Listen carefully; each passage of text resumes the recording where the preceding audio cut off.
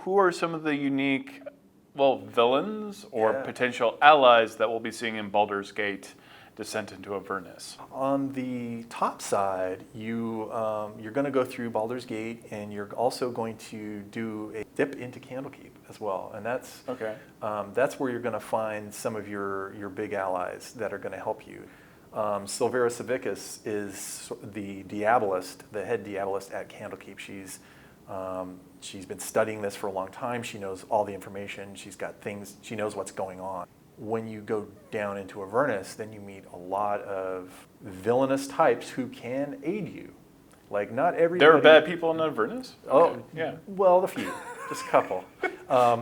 But they can be potential allies. They can be potential allies, but generally that's always going to come at a cost. And that's where that sort of economy of quid pro quo starts to happen. But you meet Mad Maggie, who's this night hag warlord of Avernus.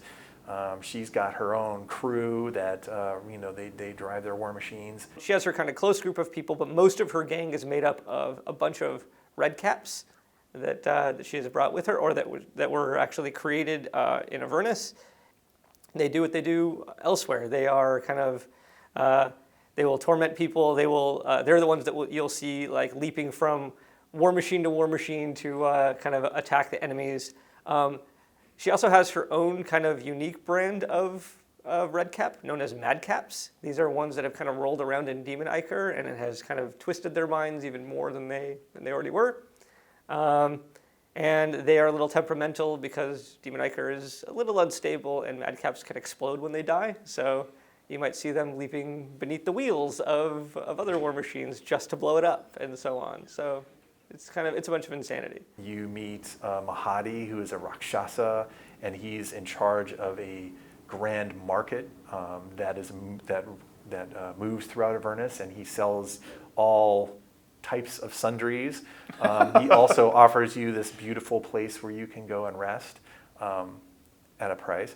And then there's Bel, the ex-ruler of Avernus, who still has an axe to grind with Zariel. Yeah, I expect there's going to be some conflict there. Oh, yes. Someone probably wants their old job back. Yes. Bel is not happy with his new role as being underneath Zariel. So when you meet him, that's a big moment for temptation, because Bel, being a pit fiend, he has the power to grant you some serious stuff. And he's going to offer you some things that are going to be very difficult to resist. Wereboar named Ragadraga, and Ragadraga has most of the people that pal around with him are a bunch of lycanthropes, and so you might see werewolves and werebears and stuff that would be attacking people from theirs. They have this kind of whole like savagery bent to them. There is a twisted Eladrin down there named Smiler, and Smiler is just very sadistic and just is there to is really driven by cruelty and just the spectacle of how many different ways you can harm people. And so Smiler is a particularly dangerous one. Bitter Breath is a horned devil that has had his wings torn from his back and punished so that he cannot speak anymore because he was conspiring against his superiors. And so now whenever he tries to talk, just kind of black smoke comes out.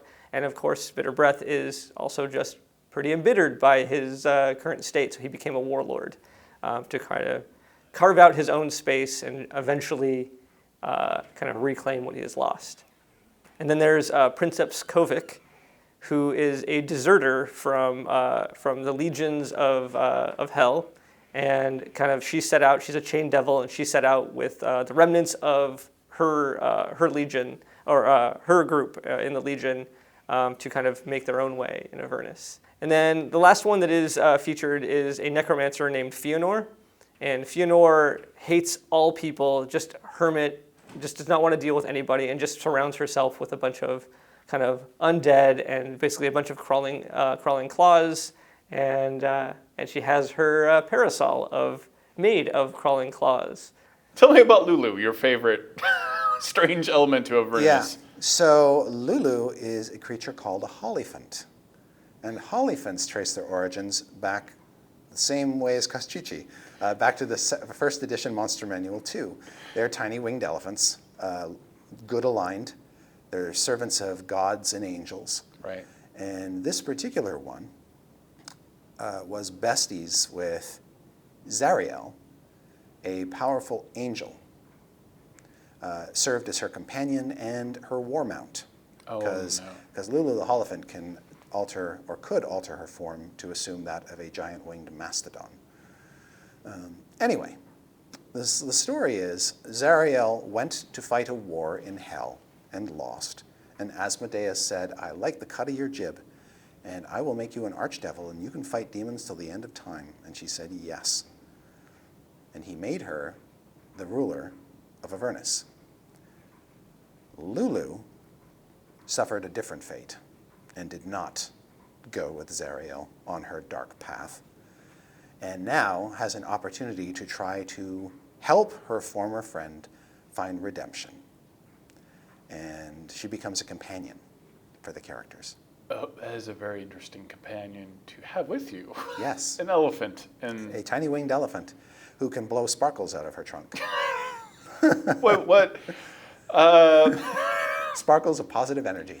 Well, see, that's a happy part. She is the happiest creature in the entire story. Yeah. Well, actually, she wants to be, but her current predicament is sort of crushing her happiness somewhat. Okay. But you can bring happiness to Lulu and reunite her with her favorite friend at the end of this story if you succeed in redeeming Zariel. Yeah. Which is a possibility. I think in any story having to do with the Nine Hells, redemption has to be a theme that we touch on in some way, shape, or form, and that's covered extensively in the adventure. It's not a given that either your character who makes all these deals with hells, with the devils, will be redeemed. Mm-hmm. It's not a given that Zariel will be redeemed, but it's a possibility. There's a glimmer of hope there, and Lulu is the reminder that with the power of friendship, you can get through anything. I feel like Lulu's gonna die. She might. It's possible the characters may be responsible directly for killing her. Oh boy.